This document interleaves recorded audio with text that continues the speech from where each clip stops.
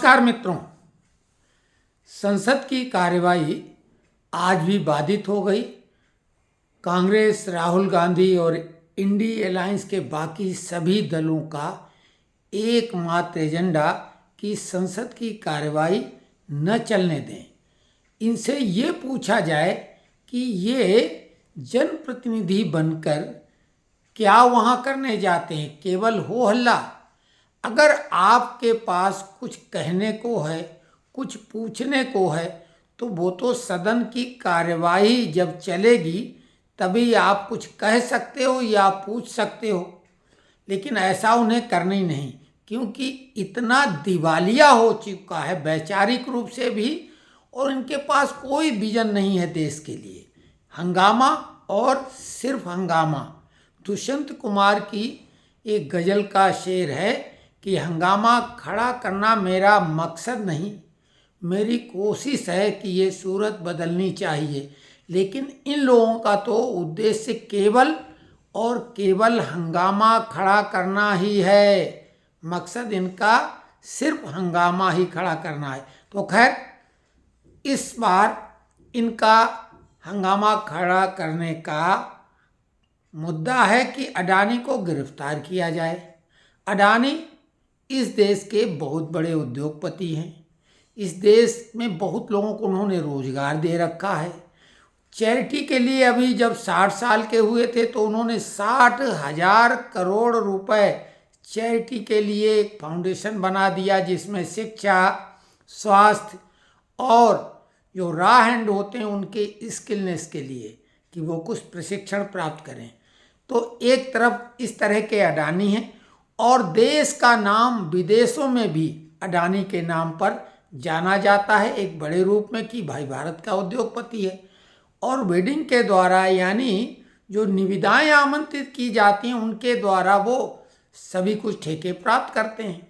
रही बात कि चाहे कोई उद्योगपति हो, बिजनेसमैन हो, नेता हो, अभिनेता हो, सफलता तेजी से मिले, ज़्यादा मिले, इसके लिए कुछ साइड की कुछ ऐसे तरीके वो अपनाते ही हैं जिन्हें सही नैतिक रूप से नहीं माना जाए। लेकिन जब तक कोई पकड़ा नहीं जाए तब तक चोर नहीं कहलाता है। अब बात केवल आरोपों की है, वो भी अमेरिका में आरोप लगे हैं, और आरोप कैसे हैं जिनमें जुर्माना हो सकता है। अमेरिका ने साफ कर दिया, उन 2 आरोप लगे हैं, उनमें केवल और केवल जुर्माना, फाइन हो सकता है अगर कोर्ट कहेगा तब। अभी तो कोर्ट में मामला चलेगा। लेकिन बात अमेरिका ने कुछ कही और यहाँ राहुल गांधी उचक पड़े। इसके पीछे वजह क्या वो तो हम बताएंगे ही, लेकिन इनसे पूछा जाए कि किसी सामान्य आदमी को भी गिरफ्तार करने के लिए पहले तो वारंट होना चाहिए, और वारंट कोर्ट जारी करता है। कोर्ट वारंट एफआईआर पर दर्ज करता है। एफआईआर दर्ज होने के बाद इन्वेस्टिगेशन होता है और पता लगता है कि प्रथम दृष्टया ये मामला ऐसा बनता है कि नहीं। कोर्ट ये निर्धारित करता है, ये प्रोसेस है। इस तरीके से अगर किसी को गिरफ्तार किया जाए तो फिर ये बता दें कि सबसे संगीन आरोप तो पूरे के पूरे इस गांधी परिवार पर लगे हुए हैं। सोनिया गांधी, जिनके ऊपर अगर आप गूगल को ही सर्च कर लें, और ऐसा नहीं कि केवल सर्च की बात है, ठक्कर आयोग की रिपोर्ट में आर.के. धवन और सोनिया गांधी का नाम आया था इंदिरा गांधी की हत्या में। आप गूगल से पूछेंगे तो संजय गांधी की संदेहास्पद जो मृत्यु है उसमें भी हाथ उनका है। राजेश पायलट, माधवराव सिंधिया, जितेंद्र प्रसाद, इनके लिए भी सोनिया गांधी का ही आरोप उन पे लगते हैं। तो क्या इन्हें अरेस्ट कर लिया जाए? इसके अलावा राहुल गांधी पर सुकन्या का आरोप लगा ही था, दोबारा फाइल खोल के इन्हें अरेस्ट नहीं किया जाए। हरियाणा में भी एक आरोप लगा था, वो तो छोड़ दो, 2 साल की है तो इन्हें सजा मिल चुकी है।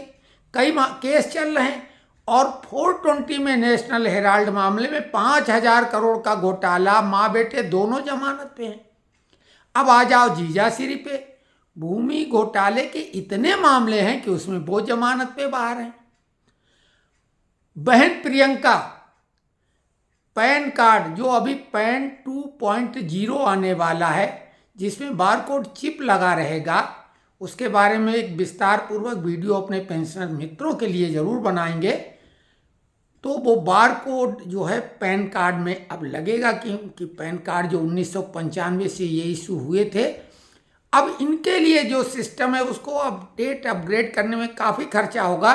इसके बजाय सरकार अब वर्तमान स्थिति के अनुरूप उन कार्डों में बारकोड लगाएगा और वो चिप लगा के कार्ड जारी करेगा। इसके लिए कोई चार्ज नहीं होगा, वो हम डिटेल में बताएंगे। आज विषय अलग है। तो राहुल गांधी के जीजाश्री पे भूमि घोटाले और बहन प्रियंका पे पैन कार्ड दो बनाने का, 2 पैन कार्ड रखना जुर्म है प्रियंका गांधी, लेकिन सरकार ने माफ कर दिया, रियायत कर दी। आम आदमी को वो रियायत नहीं मिलती है। फिर हिमाचल में जो बंगला बनाया वो अनाधिकृत है, लेकिन साहब बड़े लोग हैं। तो पूरा परिवार, साथ में जो अध्यक्ष महोदय हैं खरगे कर्नाटक के, वक्फ बोर्ड की जमीन के घोटाले में वो लपेटे में आए।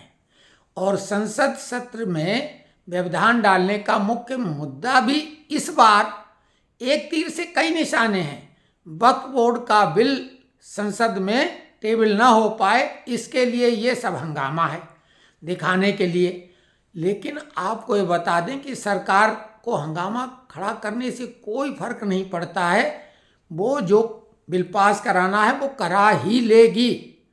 तो इन लोगों को यानी उल्टा चोर कोतवाल को डांटे या चोर मचाए शोर।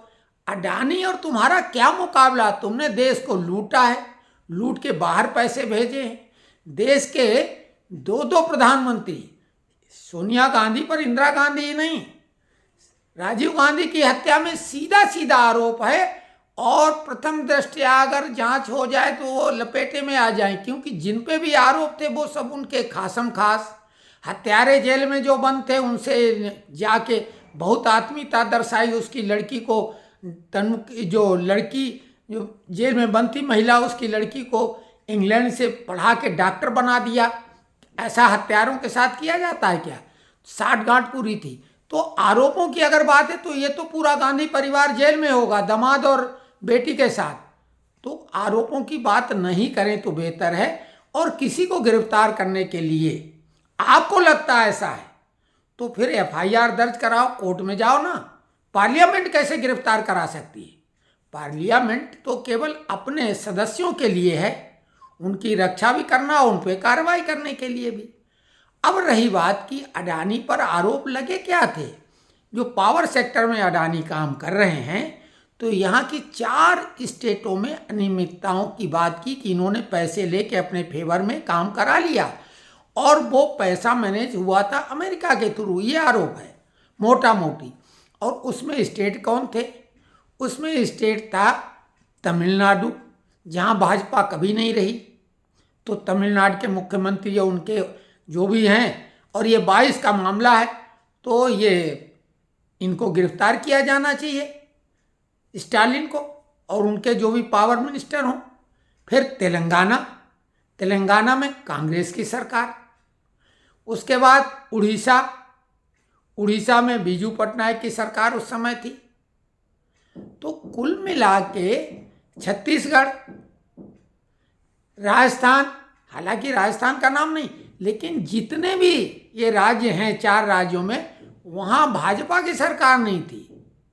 तो भाजपा कहाँ से आ गई और मोदी कैसे बचा लेंगे? और मोदी जैसा त्याग करने वाला नेता कांग्रेस में कोई एक पैदा हुआ है, नाम बताओ, कि जो प्रधानमंत्री रहा हो और इतना त्यागी रहा हो।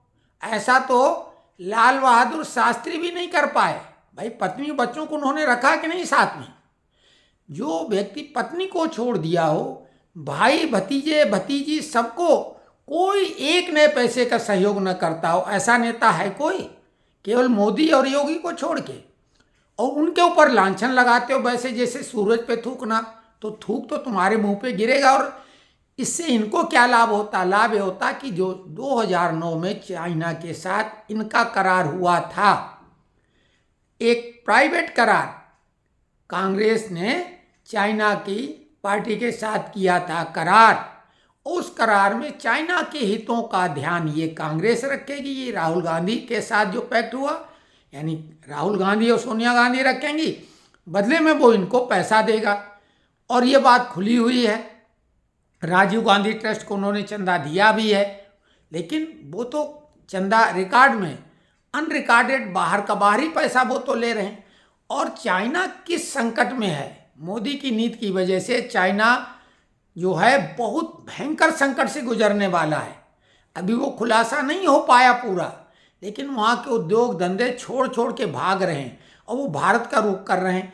तो चाइना की मदद करने के लिए कि वहाँ के उद्योग धंधे ना भागें, और भागे तो भारत ना आए, क्योंकि ये देश के सबसे बड़ा दुश्मन अगर हो कोई है तो वो गांधी परिवार है।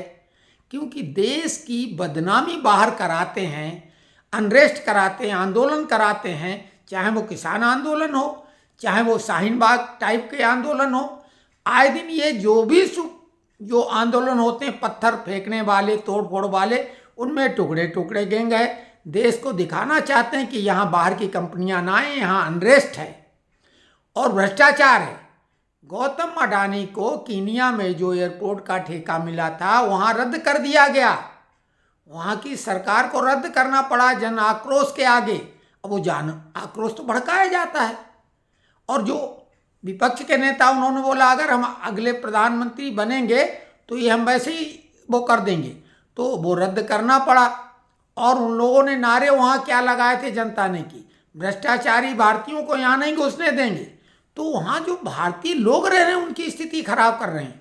जहाँ मोदी ने देश का नाम ऊंचा किया, भारतीय जहाँ भी हैं उनका मान सम्मान बढ़ाया अपने कार्यों के द्वारा, अपनी नीतियों के द्वारा, वहीं ये भारत को बदनाम करा रहा है, जैसे कीनिया में किया गया, खुलेआम वो नारे वहाँ लग रहे थे। तो ये जो देश के दुश्मन कहीं बाहर से ढूंढने की जरूरत नहीं, आस्तीन के सांप नहीं, ये तो खुलेआम है, फुफकार रहे हैं। उसके अलावा आप ये समझो कि इनको लाभ इससे क्या होता है। लाभ ये इसलिए होता है कि एक तो चाइना के करार की वजह से इस देश का जितना नुकसान कर पाए चाइना उतना खुश होगा। उसके अलावा व्यक्तिगत लाभ भी इनको होता है। आपको मालूम है कि शेयर मार्केट जो होता है उसमें खरीदना तो होता ही है, लेकिन शॉर्ट भी करना होता है, यानी बेच देना, और बेच देने का मतलब शॉर्ट करना जो नहीं है वो भी। अब ये हिंडनबर्ग जैसा पार्ट 1 और पार्ट 2, 2 बार हिंडनबर्ग की रिपोर्ट पे शेयर मार्केट क्रैश हुआ, और उसमें गौतम अडानी की कंपनी बहुत ज़्यादा नुकसान में गई। अभी भी जो आरोप लगवाए राहुल गांधी ने, 2.5 लाख करोड़ रुपए का अकेले अडानी को नुकसान हुआ और 2.5 करोड़ लोगों को नुकसान हुआ। शेयर मार्केट नीचे चला गया काफ़ी।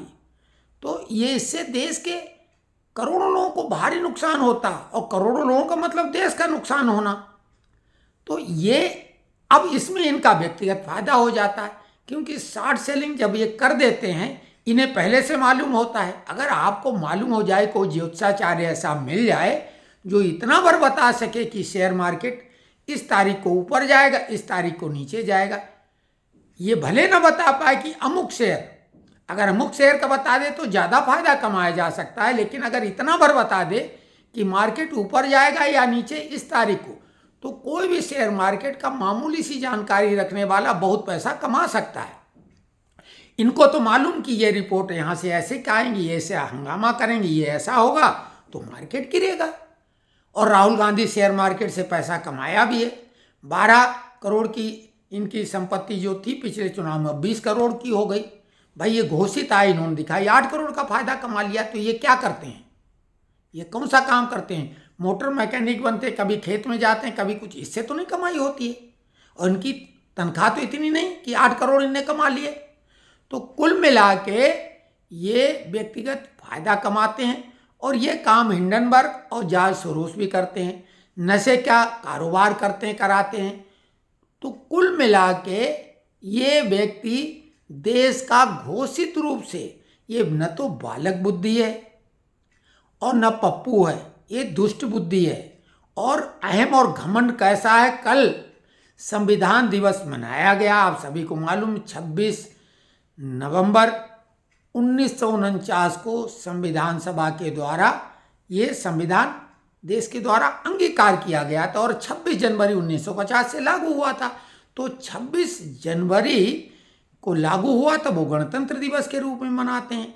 26 नवंबर को स्वीकृत किया गया था तो उसको संविधान दिवस के रूप में ये सरकार मना रही है। और ये संविधान के नाम पर एक किताब लाल डायरी लेके घूमते हैं जो कि अंदर से कोरी, इन्होंने जो बंटवाई वो कोरी निकली, उसमें केवल प्रस्तावना, वो भी 42वें संशोधन के द्वारा तानाशाही रवैये से अनाधिकृत काला कानून है और सबसे बड़ा काला कानून है, वो केवल छपा था, बाकी किताब कोरी थी, वो बंटवाई संविधान के नाम पे।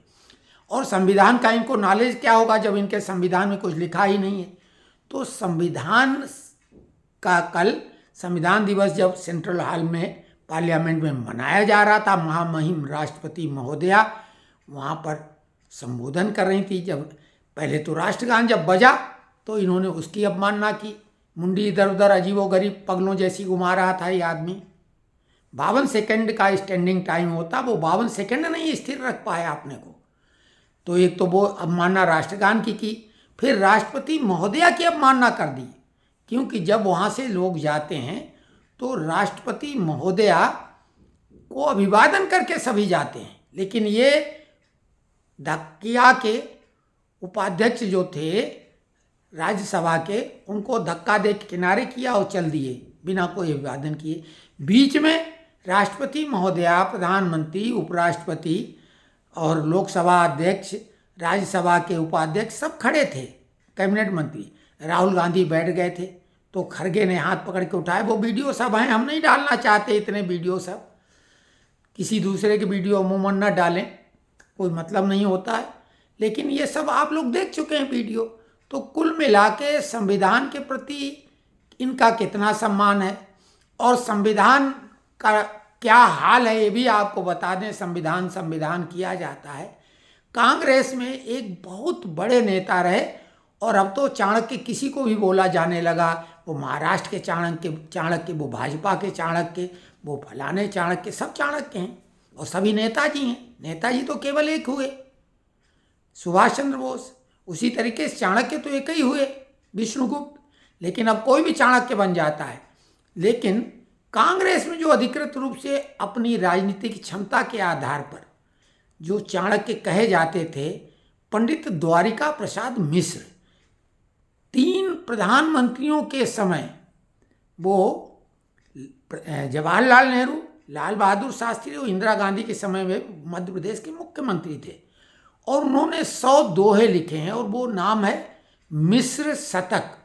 तो संविधान के बारे में, वो राजनीति से संबंधित दोहे हैं, तो उसमें संविधान के बारे में क्या कहा वो आप लोग जो यहाँ तक पहुँच गए हैं ध्यान से सुने।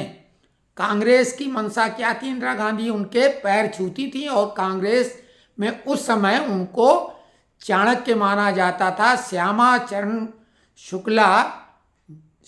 रविशंकर शुक्ल के बड़े बेटे श्यामाचरण शुक्ल जो मुख्यमंत्री भी बने थे, वो उनके पीएस के रोल में थे और उन्होंने धोखा दे के उनको वो किया, गद्दारी की थी। तो बाद में उनको भी वही परिणाम भोगना पड़ा जब दिग्विजय सिंह को बनाया गया था। तो खैर, दिग्विजय सिंह को नहीं, अर्जुन सिंह को, तो वो अर्जुन सिंह को हटा के दिग्विजय सिंह को बनाया गया, तो वो एक अलग कहानी है। तो वो उन्होंने संविधान के बारे में क्या कहा? भानुमति ने किया संविधान निर्माण। भानुमति के बारे में एक आपने लोकोक्ति सुनी होगी, मुहावरा, कि भानुमति का कुनबा जोड़ा तो भानुमति का पिटारा, ये 2 बातें मशहूर हैं। तो भानुमति ने किया संविधान निर्माण, यहाँ वहाँ की ईंट का बना जनतंत्र मकान। तो ये तो संविधान की धारणा और कहाँ कहाँ से कट पेस्ट करके बना है और यहाँ का कितना ध्यान रखा गया है। परिणाम भोग रहे यहाँ के जो असली टैक्स पेयर हैं, असली बासिंदे हैं, देशभक्त लोग हैं। और मज़े में कौन है? जिनका इस देश से दूर दूर तक कोई मतलब नहीं या मुफ्त में आनंद ले रहे हैं। यानी अब क्या कहा जाए, कहावतें तो बहुत याद आ रही हैं लेकिन नहीं कहेंगे, क्योंकि संविधान की हमने बात की, हम तो गरिमा रखेंगे, क्योंकि संविधान का सम्मान करना प्रत्येक नागरिक का अब कर्तव्य बनता है कि क्योंकि हम लोगों ने सारे अपने अधिकार संविधान के थ्रू इन लोगों को दे दिए हैं।